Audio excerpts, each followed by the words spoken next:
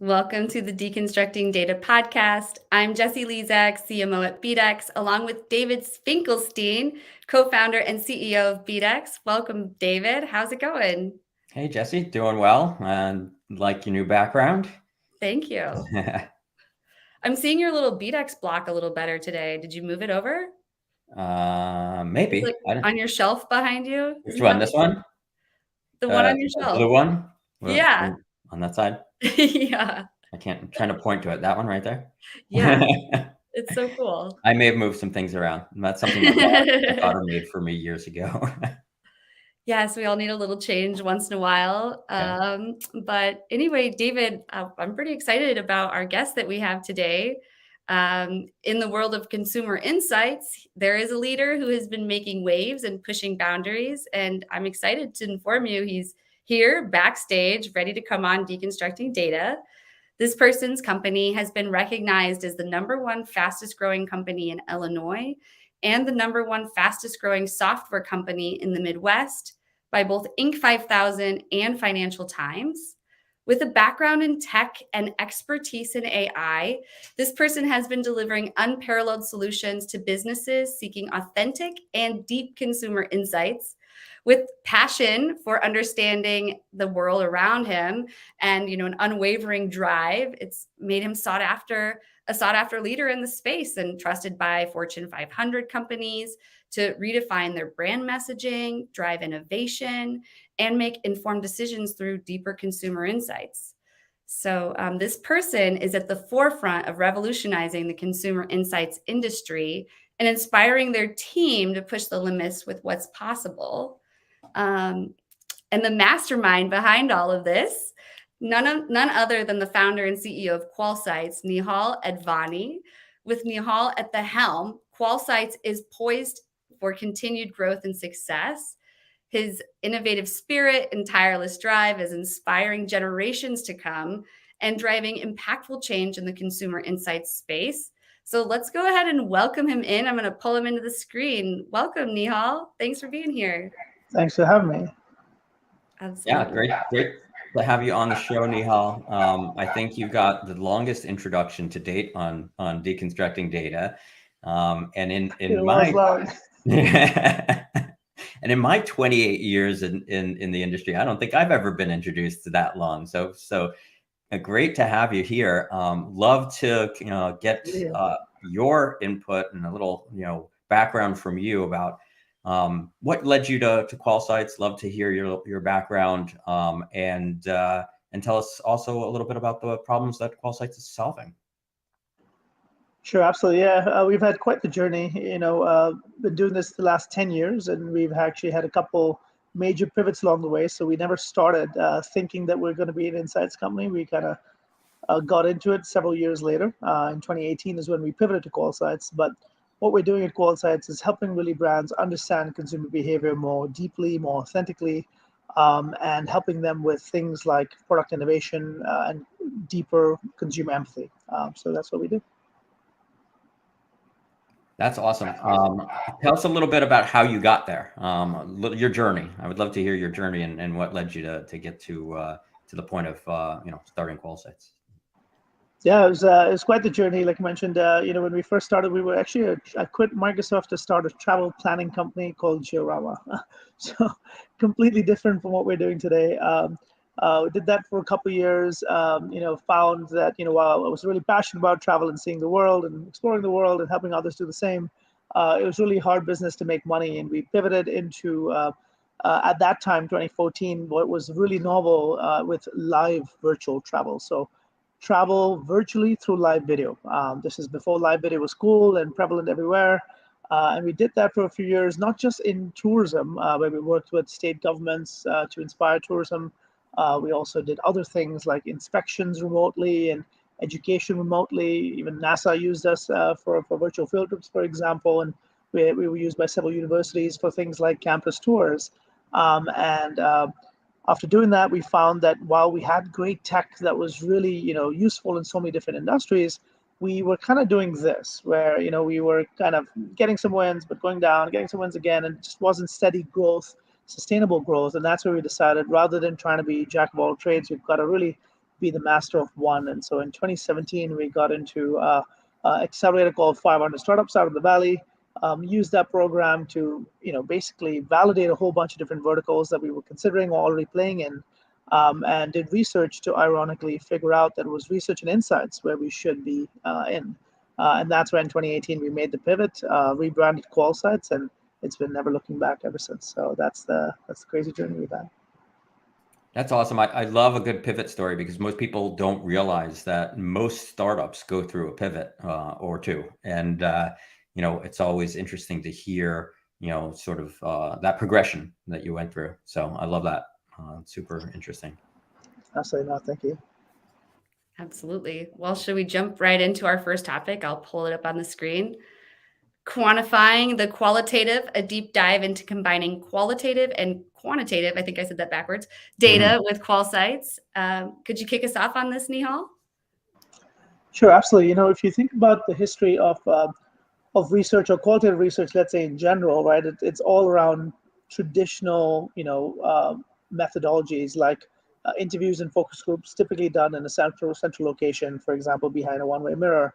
And while that's useful and logistically easier for some reasons than going to consumer homes and doing things like ethnography, it was something that still kind of really, when it comes to understanding consumer behavior, wasn't really enough. And so when we came into the industry a few years ago, our first kind of focus was how do we change the world of ethnography? How do we allow, using this great live video technology that we had built, allowing clients and brands to be able to remotely connect with consumers in real time, but doing that, from their desks and being able to get that same depth virtually. But in doing so, beyond being able to capture these moments, and of course, over time we went beyond live into recorded media, and in fact, that's a lot of what we do today is asynchronous or recorded videos. We found that qualitative in general, on one end, one challenge was capturing the data in a more authentic or more contextual fashion. So rather than asking somebody to recall something they did a few days ago in a focus group, actually seeing them do that thing, whether it's cooking or cleaning or shopping or eating, indoors, outdoors, wherever they may be. And that was part of the challenge. But the other part was, how do you actually help analyze that data, this unstructured data that otherwise is typically hard to analyze, slow to analyze, takes someone so much time. And that's where we started to blur the lines, where we started to bring in AI as an assistant to help our clients truly make sense of that data faster, easier, and better. And in some ways, essentially quantify qual through a variety of methods by making it easy to blend the two worlds, kind of having that, the depth and authenticity of qual on one end with the speed and agility of quant all in one place. So that's kind of how we do it at QualSights. So super interesting. So you're telling me you're using AI to build those insights and do that analysis? Yeah, we use AI as an assistant to help the researchers. There's still a human involved, but that human can be much more efficient and effective by using that suite of AI tools that helps them. For example, we'll take a video and we'll transcribe and translate it into 120 something languages as need be. We have a topic and theme, so using NLP to be able to help understand and surface automatically the most relevant topics and themes, be able to quickly search across a multitude of videos and find the moments that matter. Being able to do things like object and scene recognition to find, if you click on the object shelf, it'll show you all the moments where somebody was at a shelf in a store, for example, and doing all those things to make it faster and easier for people to essentially get to the final insights. I was just on a podcast myself yesterday with Ben Shapiro on the Martech podcast. And we were talking about the fact that everyone seems to think that ChatGPT is the only AI out there. And so we were talking about how important it is to have conversations like this and let people know that there are so many other technologies that are AI driven. But just because it's not, the consumer doesn't get to play with it, doesn't mean that it's not happening out there. And I think it's important for everyone to understand and learn about how much is going on in this AI space that maybe, the average person doesn't ever hear about because it's not something they're ever going to interface with individually. So that's awesome to hear what you guys are doing in that space and that you're applying AI to help improve the process as well. Thank you. Yeah, and I agree. There's just a lot of interesting stuff. Obviously, ChatGPT itself is very interesting, but there's so many other interesting things going on in the world of AI and have been going on for a while. So it is a really exciting space. Absolutely. BDEX, we've got our own form of AI, right, David? We do, absolutely. But, and that's where, that's what Ben and I were talking about, is just, it's not something that the average person is going to get to play with. Ours is for marketers to use. And so, it doesn't get the hype that something like ChatGPT gets, where anybody can go in and just type and play with it. Yeah. It's pretty magical, I will say so myself. So I can see, someone who hasn't experienced AI and the power of AI, they can just literally, go to ChatGPT and type something in and see the power of it. And so I think that's the beautiful part of it, is hopefully people will start to see that it is a tool here to help us, just like a lot of things. Humans have been using tools for millions of years, right? And that's all AI is. But is there anything else you want to mention on this topic of qualitative and quantitative before we move on to the next? Sure. I guess one of the things that we do at QualSights that's unique in this blending both those worlds is that typically you're either doing a survey or you're doing something qualitative, and we don't believe that's necessarily the way, right? We've created new ways at QualSights to actually blend both those in a much more integrated fashion, where, for example, one of our platforms, we have a couple different solutions. They work well together, but they also can be used individually. One of them is the mobile qualitative platform. So that's where it's all about contextual, authentic videos where consumers are recruited for studies and they're asked to kind of capture moments as they cook or clean or shop or eat using their smartphone and our app on it. And as they do so, they may, on one end, of course, we can have them just record these videos, but the way we do it at QualSights is we have these tasks and questions that show up on consumer screens that they then follow. So they may be asked to, for example, start outside a store and then go into a particular aisle and kind of talk about what they see first and things like that. And that could be done, of course, in store or in home. But as they're doing that, we can pop up strategically quantitative questions on the screen as well, so that they can tap, for example, how much did you like a certain thing, and there may be a rating scale or whatever it may be. They can tap on the answer, but they can also verbally explain the why behind the what tap. And that blended approach allows our clients to do a few things. On one end, it allows them to get quantitative data that they can easily and quickly analyze, but then have the why behind the what. But on the other end, it helps them really kind of use skip patterns and all these other things that are typically, just in the quantitative side of the fence, also be applied in the qualitative world. And so that's another way, perhaps it was important mentioning as to how QualSights in particular blends both quant and qual. Oh, that sounds pretty awesome. So you were mentioning all the different surveys. What about revenue metrics and stuff? Do you pull in all types of numbers into this? No, so we're involved mostly with consumer insights. And so we're focused purely on how consumers are behaving and how brands want to understand that consumer behavior and or consumer mindsets to help build better products and services. That's good to hear, because I feel like, a lot of tools really aren't focusing, specifically on that. And that, all right. Well, if there's nothing more to add on qualitative versus quantitative, let's move on to the second, which is reinventing consumer insights. So QualSights and the future of understanding consumer behavior. So how are you reinventing it? There's a couple of ways, and I know there's perhaps another topic we'll be talking about that we'll cover a little bit of that. But in general, one of the things we're doing is just kind of rethinking methodologies within qual, right? So, and within insights in general, I think, honestly, 5 years from now, maybe 10 years from now, no one's going to be saying quantitative or qualitative. It's really all going to be about deeper insights, and just multiple methodologies to get you there. That will be hybrid methodologies. And one of the things that another one of the things that we're doing differently is kind of having this multi-mode or mixed method approach to insights, wherein typically, companies that have existed for years in this industry have done, one particular thing, especially tech companies. They've kind of focused on one kind of narrow, typically silo, where they could be great survey tools or great quick video feedback tools or quick, or great interview tools. But we realize that there's, a need for one integrated platform to be able to kind of really mix and match methods, because especially when you think of qualitative research and just deeper understanding, to get nuanced insights, you need to have nuanced approaches that may vary from project to project. And so what we've built is a platform that lets you mix and match those different methods. For example, you could use our smartphone app, for example, to do a diary study with, 50, 100, how many of individuals you may like, to see them over the course of a few days, let's say 7 days, around whatever topic it may be. But then take those same consumers in the same platform, a subset of them, to pull out for an interview or focus group or whatever you'd like. And that's typically not existed within our industry, where those would have been different vendors, different tech partners built to do that. So that's one of the things we're doing to kind of just reinvent how people are thinking of insights and integrated insights and multimodal insights. Nice. Yeah, that's interesting. Absolutely. Absolutely. Yeah, I don't really know what to add to that, except that like I completely support it just based on what I saw. I hate my graduate research. I would never want to show it to anyone. He's like, you're learning how to research back then. But like, I just remember, I did interviews. I interviewed people, and then I also did some stats.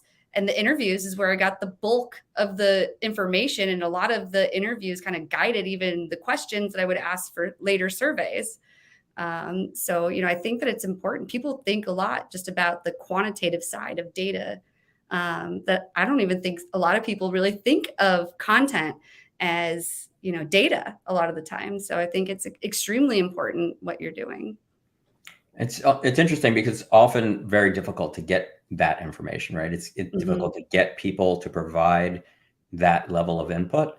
I'm really interested actually on how QualSights, by way of your app, or is it by way of, the brand partnership, how do they use you to actually get people to provide those insights? How does that interaction with the consumer go? Yeah, great question. We purposefully don't have our own panel of consumers. We've realized that in order to really allow brands to get, broad, a wide array of consumers and a large reach of consumers, it's hard for a tech company to have such a large panel. Those are almost kind of two different businesses in themselves. Yeah. And so what we've done in particular is have strong partnerships with a variety of vendors around the world that we plug into, many programmatically and some otherwise, to be able to kind of get these consumers. And so those companies, it's their job to be a panel company, and they have access to consumers, again, depending on the partner, it'd be different geographies, different demographics, psychographics, etc. And we have the ability to take what our clients need, which is typically in the form of a recruiting screener that has a bunch. It's like basically a survey to find consumers that fit their needs for that particular project. And we kind of field those through our partners and then collect those people. These are consumers, of course, who've raised their hands to do research. They get paid well. They opt into this research, and then they get paid in terms of either cash or gift cards to provide their feedback or be part of these projects. So that's how it's done. Yeah, that sounds great. That's super smart, actually, to enable yourself to just be the technology partner and not have to worry about getting the panelists themselves, because that's the whole separate business, right? Yeah, absolutely. Yeah, that's a whole business with its own challenges and churn and all other things that we'd rather kind of stay focused on technology and really focus at being the best at developing the next generation insights technology than kind of worrying about being a panel company at the same time. Yeah, it's great. Absolutely. All right. Well, anything else on this topic of reinventing consumer insights before we move on? Not from my end, no.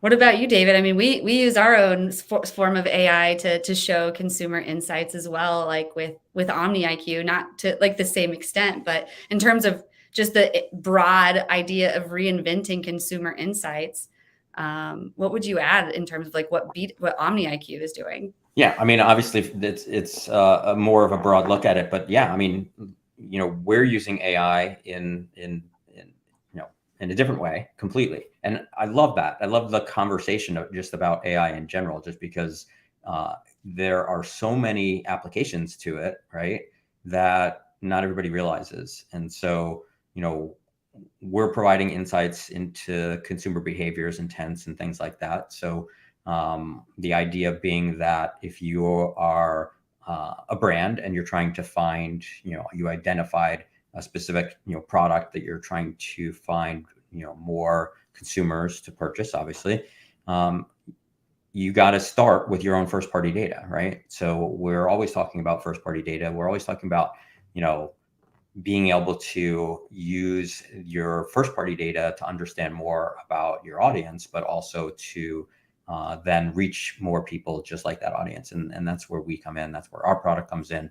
And it's essentially doing that analysis, automatically through our platform, where you get to learn a little bit about your existing customers or customers of a specific product, and then use sort of the AI portion of our platform to not just do that analysis, but actually find more consumers that look just like your best customers, and then take that audience and run an ad campaign to it. And then even go even further as that campaign runs, you're learning more about the buyers, the new customers that come in from that campaign, and you can feed that back into the platform and fine tune it even further so that you're essentially using AI to continuously take the insights about your existing customers and continue to find more. Now you both have me thinking about like, well, how would we, and like if DW is listening, like DW, I'm not asking for anything. It's just like me having an idea, but I'm just wondering like, how would we take mixed methods and put it into what we're doing? Like just imagine like if we could interview people and then mix that with what we're doing with building these audiences, like, wow, that could be really powerful. But yeah, this is a great conversation. And I'm really glad that Nihal, your team is bringing qualitative. You're bringing it back. You're making it important. I don't want to say again because I don't know, was it ever important or as important as quantitative? But yeah, I guess with that we can probably move on. So let's get into the revolutionizing the post-purchase data. So QualSights launches, or you launched a breakthrough technology, the product consumption intelligence. Do you want to tell us about that, Nihal? Sure. Yeah, this is also part of furthering the industry and kind of really helping just change the game when it comes to consumer insights. If you think of just the history, just historical, right? Like in terms of tech within consumer insights, there's been a few big breakthroughs along the way. Nielsen, for example, in the 50s, essentially really changed the game when it came to media understanding, right? Media behavior through these set-top boxes that help track consumer behavior and what they were watching and how long and so on. A couple decades later, in the late 70s, IRI did that with purchase behavior. When scanners became a thing in stores and kind of really tapped into that system to really help, just change the game when it comes to purchase behavior and purchase behavior understanding. And then a couple decades after that, it was a ComScore in the late 90s where they did that for digital behavior, for online behavior. And with those great breakthroughs, we've got a very deep understanding. Of course, there's many more companies in those spaces now, but a deep understanding of how media is consumed, of how products are purchased in store, and how digitally people are consuming. But the one thing that's been left out in all of this data we have, especially purchase data, we have so much purchase data and repurchase data. What happens between those moments of purchase and repurchase when it comes to usage? That's actually been fairly a black box. There's not been much data and not much of a breakthrough there. And that's really where this new technology breakthrough that we just had late last year in November is when we launched this.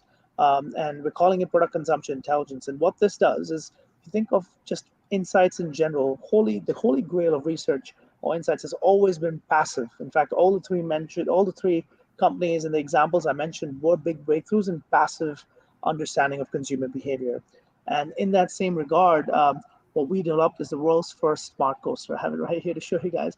But this is basically a patented device that really helps automatically track in a complete passive and autonomous way how people are using products. So for example, consumer takes a product, uses our app to scan the barcode of the product, scan the barcode at the bottom of the coaster, and that's how we pair the two. And once they do that, they set it and they forget it. So as they use that product, for example, every time they lift it up, this IoT device automatically tracks when they've used it. We track the date and time of when something's been picked up and used, for example. They use it for a while, they put it back. We track, of course, when they place it back and therefore how long they use it, which matters for certain products. But most importantly, this is also an always-on scale that automatically tracks how much was used for every usage occasion. So this way we have very fine accuracy on how much of a product was used every time it was used, and that's data that has actually never existed before. And there's a whole bunch of other sensors built in here, and this is all real-time data that's transferred wirelessly to the cloud. And it's just it's one device. This can be several devices in a home that talk to each other. But net, what this does is completely provide just a whole new breakthrough in granularity of data that's never existed before to understand true consumer behavior in the home. That otherwise, the next best thing to what I just showed you here is a once-a-month survey where consumers are asked to A, recall their behavior for the past month, B, do so in a form of a survey, which is not the best method to do so, and C, just estimate, hey, we had this particular type of cereal, for example, 2x a week. And so it's very directional and typically highly inaccurate data, versus now this is a whole new breakthrough in terms of the level of data and the value, which we can talk about next, but what they can do with this data. And so that's what this new platform is. That's super interesting. It actually reminds me of a product I saw. You ever see that TV show Bar Rescue? No. Okay, so Bar Rescue, I don't know, it's on one of the food channels or something like that. It's where this guy comes in and basically takes a bar or restaurant usually, and that's failing or whatever, and helps them turn the business around and succeed. And one of the products that they have is a product that literally looks just like that, and they put all of their alcohol bottles on it, and it tracks back into a piece of software every time a bottle is picked up and then poured and then put back, and it weighs it so that they could track the size of the pour to make sure, because what was happening, which very common thing that happens in bars and restaurants, is that they lose on the, they make a lot of money on the alcohol, but they lose when people overpour, when the bartender overpours, or they give away free drinks and things like that. So this actually tracks when they pick up the bottle, they pour it, they put it back, and it weighs it again, and it checks to see, was that a 1 ounce pour? And so it's pretty interesting. When you showed it to me, and it was just like, and you explained it, I'm like, wow, that's like just like what they're using there. That's what reminded me of. We've been asked, in fact, previously, even though of course we don't work in that space, we work directly in consumer homes, and this is where this is placed. But we have, funnily enough, been asked for that use cases. Hey, this could be really valuable in bars for exactly that use case you just mentioned. Yeah, that's funny. So give us a real life use case. Is there a customer you can share with us, an actual case study where you've used this product, or an example? You can't share customer names, unfortunately, but I could kind of give you high level use cases. So sure. We're using this in two different ways. There's kind of two kind of sub solutions as part of this product consumption intelligence platform. One is what we're calling precision iHuts, which is in-home usage testing, but done completely differently in this precise way. And the other one is precision innovation communities. And these are more longitudinal communities where you have longitudinal data on consumption. So I'll take each one. So with the iHuts platform, what we are doing is, if you think of traditional in-home usage testing, it's something that's been done where you have experiment group and a control group. It's something where typically these groups are even recruited with not real data, with actually claim data. Consumers are being asked if they're heavy users or light users or something, and that's how you create two groups. So just even having those two groups in general has been flawed, usually. And then the way a typical in-home usage test is done, it's done with typically 1, max 2 usage occasions where they're tracked, and usually it's a survey where they're asking them to kind of provide their feedback. Sometimes it's a video, but that's kind of it. With this technology, what's now possible is, first of all, you have a baseline of data. You have a set of consumers that you're tracking to really understand the baseline. And using that baseline, you can truly much more effectively recruit two groups, like heavy and light users, and it's based on hard data. Second is, rather than having control group and a experiment group, which is two separate groups doing an A/B test, you can actually use the same exact group if you wanted to, and do a true scientific pre-post A/B test, which is invaluable in terms of data. And then C, the third thing is, you actually have the ability to track the entire usage occasion. So rather than just one moment in time or one use, you can actually track people over the course of the entire usage occasion, and that provides much, much more value when you're launching a new product or creating a new innovation, to truly understand the usage patterns across the course of life cycles, because sometimes your usage patterns is different the way people use products is different at the beginning of a product versus the end of the life cycle of product. And it's very important to understand how they like a product throughout that, beginning versus end, to be able to know if you have a winner on your hands. In fact, staggering rather, it's not funny. It's the reason we did this. It's interesting in that 85% of new CPG products fail in the first 2 years. This is a Nielsen statistic, and that was one of the inspirations for us to build this product, because by having much more scientific usage testing, you can then truly know if you have a winner on your hands before you launch this product, and therefore reduce that failure rate in innovation. On the flip side, these longitudinal communities I mentioned, those are useful in the case of truly understanding these macro trends. For example, how is COVID impacting, consumer behavior for a wide variety of, let's say, CPG products? Or how is sustainability and the changes in packaging to help with sustainability affecting consumer behavior at home? Or how is inflation affecting behavior? So these macro trends can be tracked over time. You can still do experiments along the way to kind of, launch innovations, but that's sort of the two different platforms and some example use cases with them. Very cool. All right. So I need you to send me one of these, though, because I want to put it on some of the alcohol bottles that I have in my house so that I know what's going on when my daughter's staying here and at the house. So. It's funny with this, it's something, because it's passive and you kind of forget about it. Yeah. Sometimes when you ask somebody a question, just, let's take alcohol as an example, like how many times you drink a week? If people don't want to be judged, and they may say, once, maybe twice a week. But in reality, you have one of these courses in there, and you'll sometimes find, in fact, many times, find that the reality is very different, because they just don't want to be judged, and therefore, the real data comes out. Or we've had studies where, of course, people could claim they brush two times a day, right?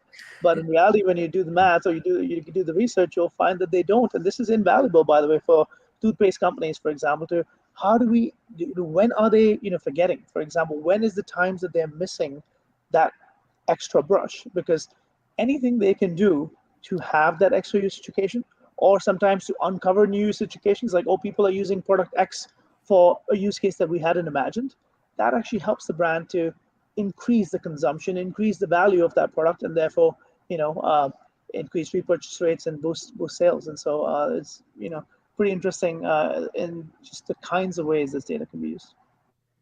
Well, I'm cheering for you to find out, the solution for brushing our teeth twice a day, because I'm one of those guilty people. But if the toothpaste companies could help, remind me of a good reason, that would be great. So you're doing some important work. Yeah, and maybe cardiologists will, instead of asking you on that form how many drinks a week or whatever, just hand you one of those and say, just put this in your house and put your favorite alcohol on it, and you don't even have to tell us. It's interesting, actually. In pharmaceuticals is actually, like, while CPG is something I just gave a few examples of, pharma is another big really vertical for us, where compliance on drugs and medication is actually a very important topic. And so this could actually serve as a reminder system, right? So when you have, let's say, your pill bottle or bottles placed on the device, we have various form factors of this. This is just the first one, this coaster. It can actually understand, if somebody hasn't taken their pill at noon like they were supposed to, and remind them, and therefore increase the compliance of products, which helps everybody. It helps, obviously the patient themselves, helps vision, helps the insurance companies.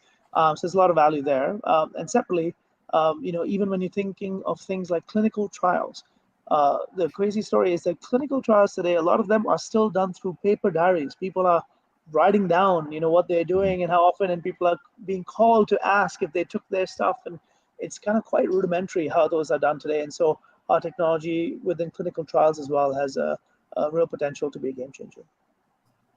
It's amazing. Are there any universities that you work with or professors who use your technology?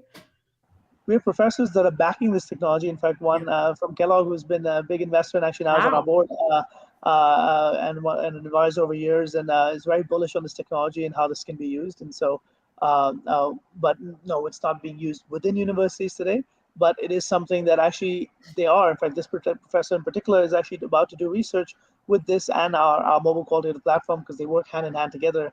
Think of this as a way to kind of get the what was used, when, how much, where, and so on, but the how it was used or the why it was used is our mobile qual platform that pairs with it. And they're actually doing some research with this that's going to be presented in all hopefully several other universities beyond just Kellogg, just kind of showing the power of new tech within the insights world. That's amazing. Northwestern is a really great school. It is. It is. I actually happened to drop out of Northwestern, but because my company was picking up, not because I love Northwestern. In fact, we like them, but it just so happened that the company was keeping me very busy, and I was learning faster at the company, and so I decided to drop out. But I'm a big fan of Kellogg and Northwestern. You hear that about a lot of successful entrepreneurs, that they drop out of school. So don't necessarily think it's a negative thing. I think it's a very positive thing. So time will tell. Time will tell. Yeah, time will tell. Well, tech stacks. This is something we ask all of the guests who come on Deconstructing Data. What are some of your favorite tools that you and your team are using? Sure. Yeah. Since we're a complete remote workforce now, we live on Zoom. So Zoom is definitely one of my favorite tools, and I know the team loves it as well. We also are big on Slack. The team is fully connected on Slack, and again, being remote, it's important to kind of stay in touch, and obviously we use in a variety of ways. Salesforce, I'm not the biggest fan, but I know some of our team is, so we do use Salesforce. And then HubSpot is something we've just recently moved back on. So it's early days with us with HubSpot, but time will tell. And so those are a few that come to mind. For some reason, as I was typing all of those out, LinkedIn logged me out. So I'll have to go back and retype those. So it was Zoom, Salesforce, kind of, Slack. And what was the last one? HubSpot. HubSpot. Oh, that's my favorite. I love HubSpot. Do you have it integrated with your Salesforce? We did. We just recently finished that. Yeah, we got back onto HubSpot just recently. Our new CMO, helped us make this transition. So excited to see what we do for us. Sounds like your CMO knows what she's doing. She does. Very much so. I really enjoyed looking at your entire website, and I read all about your team. I read about your CMO. It looks like you guys are doing some really great things there. Hence the long introduction, because David's right. I normally don't have that long-winded of an introduction, but I had a hard time pulling out a lot of the stuff that you're working on, and it's all very positive. So hence the long introduction. Thank you. Appreciate it. Absolutely. Well, we have a little bit of time. Maybe we could ask one of our post-topic questions, if you don't mind. So our post-topic questions, the first one I'll ask is, we'll probably only have time for one, but if you could go back to when you first came into this industry, what is the number one piece of advice you would give yourself? Yeah. One of the things, and I wouldn't even say about this industry, I'd just say in general, right? Because we've been on this journey a little over 10 years now, 6 or 7 of which we were doing something else, and we pivoted a couple times to get here. Looking back, of course, hindsight's 2020, but if I had to do it over, or if I had to give one piece of advice to another entrepreneur doing this early on, would be to be smart about value, especially if you have a technology that can be used in a wide variety of use cases. Validate those use cases. The mistake we made early on, which honestly is why we're here. You learn from those mistakes, but to try and help others not to make those mistakes and try to get ahead faster. You'll have a lot of sometimes false positives. So we got a lot of signals for different use cases along the way that, oh yeah, your technology is so powerful in this use case, and we just go after that use case and start selling, and actually even get in many cases some sales, and that's what kind of kept us kind of going and trying these different use cases. But really what we ought to have done is, thought of all the use cases and then actually done some real research and real true testing to validate each of those use cases in a strategic way, which is what we ended up doing at 500 Startups in 2017, which is how we ended up kind of in the insights world. And, then things really changed for us. But that's what I would say is, take your technology, understand all the use cases, do a bunch of tests and conversations, and just research to help validate where not just your technology is going to be valuable, because it may be in multiple use cases, but where there's budgets, where there's the right appetite for your product, where there's shorter sales cycles, all the things that you'd need to ensure this product moves along fast and successfully, and then kind of zone in on that. And that's what we could have done better, and that would have helped us get here faster. So that'd be the number one thing. That's great advice. So don't niche too soon. I like niche that. smartly. Niche smartly. Niche smartly. Okay. It's still okay to make mistakes. That's the number one rule for entrepreneurs. Entrepreneurs have to be willing to make mistakes, because you learn from those mistakes, and that's what makes you better. So I'm also a firm believer in the path that the path that you created for yourself, whether it was by way of mistakes or through doing all the research up front, is the path that had to happen. So who knows, you might not be where you are today had you not made those mistakes. Absolutely. Yeah, those mistakes kind of just help you learn and move in the right direction. In fact, overall, I think the overall advice I always give entrepreneurs is, and I actually wrote an article on this that ended up getting featured on the homepage of entrepreneur.com, which was a really exciting moment for me last year. But it was the 4 Ps of entrepreneurship, I like to call it, right? It's passion. Of course, you need to be super passionate about what you're doing, because as we all know, entrepreneurship is hard, and you need to be really passionate behind it. You need to be persistent. This is a struggle. It's a fight. You need to have grit, right? You need to have the ability to pivot, which is something that will happen. Inevitably, many startups start one way but end up another way, and you need to have that flexibility and ability to pivot. And then finally, the patience, because it takes time. And so those are the 4 things I typically say overall from an advice perspective. Well, that's great advice, because usually you hear about the 3 Ps in marketing. So now you got the 4 Ps of entrepreneurship. Yep, I like it. Absolutely. Yep. Excellent. Well, in closing, Nihal, how can the audience find you? Yeah, I can be found on LinkedIn. So that's probably the easiest way to get me. Just, Nihal Advani. And I can also be reached by email, which is my first name at QualSights.com. That's simple enough. Well, this was a really great conversation. Thank you so much for joining us. This was great. I really appreciate you joining us. Yeah, thank you so much. And what a great conversation we had. And love to hear what you're doing at QualSights. Good stuff. Thank you. I enjoyed it as well. Thanks so much. Absolutely. And in closing, our listeners, you can find Deconstructing Data on all major podcast apps. It's on YouTube. We also repurpose it for TikTok, LinkedIn, and Twitter. So we hope you'll check it out. And we also hope maybe if you're interested in some of the stuff we're talking about, go ahead and try Omni IQ. It's free to use, no credit card. You just upload a list of your customers, a CSV list, and you'll get some free analytics on it. So we would love to hear from listeners as well. If you have any feedback about the show, or if there's anyone you would like to see on the show, please reach out to us. We would love to have your qualitative data shared with us so we can make this show better for you. So thank you everybody so much again for being here. And with that, I think that's the wrap of another Deconstructing Data episode. Right, I'm going to close this out.